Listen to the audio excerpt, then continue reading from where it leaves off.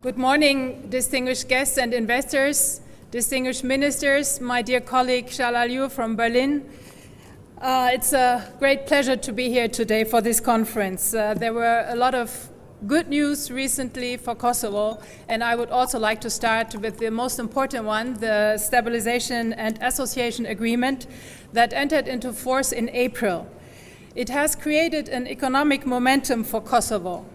Unfortunately, even if all reforms set out in the medium-term period would end successfully, even if every objective set out in these documents would be well implemented, Kosovo's economic growth in the next 2 or 3 years would amount to only 4%, according to estimates provided by the IMF. Part of the problem is that Kosovo's economy relies heavily on consumption rather than investment. The business environment is difficult and there are no investment guarantees. More than half of the workforce remains inactive as Kosovo is failing to generate new jobs. So I'm glad that you get together on this topic today and discuss how to involve the rich uncle from Germany or Switzerland in a more productive way than to let him build yet another house that stays empty until the next summer, or ask him for money to pay for some relative's wedding dress. Diaspora can play an important role in supporting sustainable development by transferring resources, knowledge, and ideas back to their home country. And I'm very well aware that many of you exactly do that already. Global remittances are 3 times as high as development assistance and close to 400 billion euro a year. But remittances are generally individual to individual and go into consumption and not production.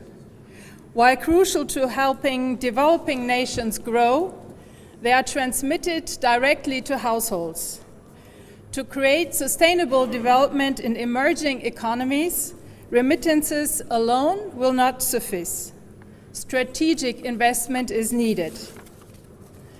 That is why many countries and organizations are now working to create new investment vehicles that will tap into this pool of diaspora investment capital and allow for members of the diaspora to easily invest in their countries of heritage with small amounts of capital.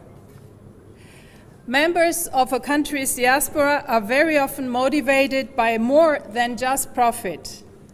For our own discussions with potential small and medium enterprise investors, we know that social and emotional motivations also play a very important role. In situations where the project faces great difficulties, diaspora investors usually show greater tenacity and resilience. And of course, language is also an important asset.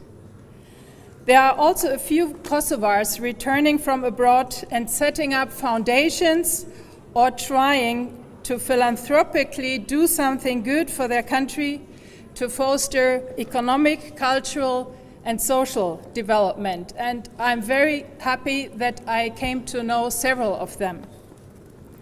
Members of the diaspora can contribute to a better image of Kosovo in their new countries, with the effect that most potential German investors are accompanied by a Kosovar staff member who convinced them to invest here. Then they are surprised to see that in Kosovo, in many respects, investment conditions are good.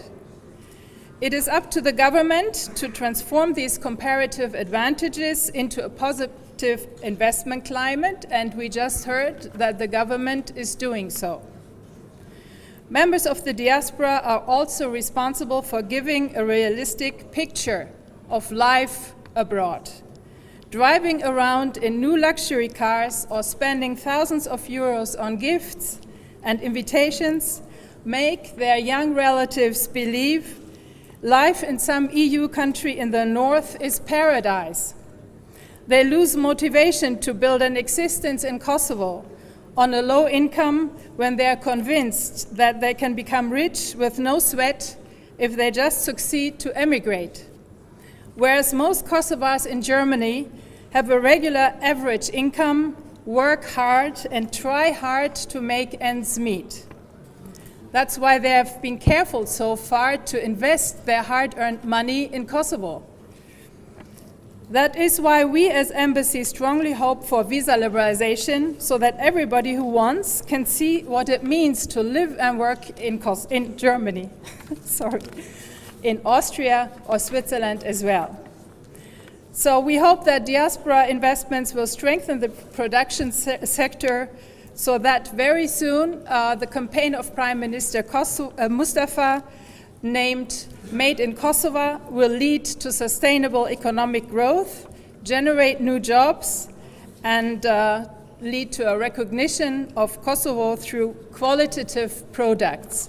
That's why this event is important, and I would like to thank the organizers for the event. Thank you very much.